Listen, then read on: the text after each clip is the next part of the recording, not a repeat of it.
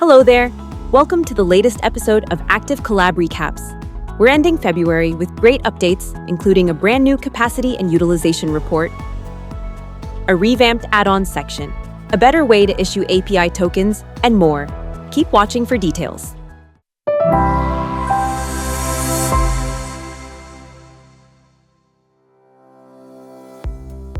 Capacity and utilization report. When you know exactly how much time your team's got available, you can better prioritize, assign tasks, and set deadlines.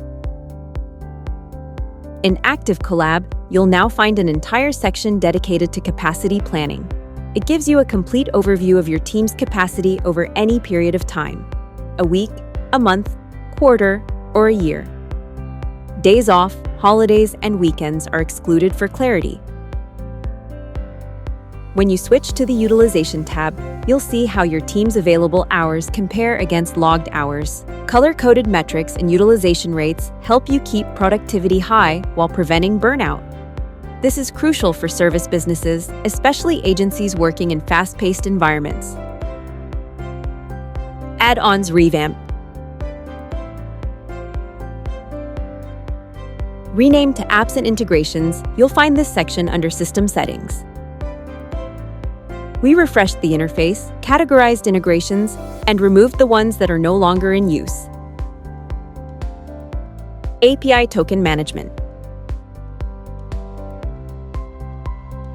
We made issuing API tokens easier.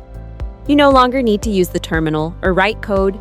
You can get your API token the same way you'd fill out a form. Click to copy, and you're good to go. Quality of life improvements. We also made minor tweaks that are worth mentioning. You can now add subscribers to template tasks, recurring tasks, discussions, and notes. When you create a project from that template, they'll already be there. You can submit a time record and keep the stopwatch so you can restart time tracking when you get back to a specific task. This is great for work you do each day and multi-day tasks. And if you'd like to keep tabs on all things happening inside a project, you can now subscribe to everything so you never miss an update. That's it for February. See you back in a few weeks.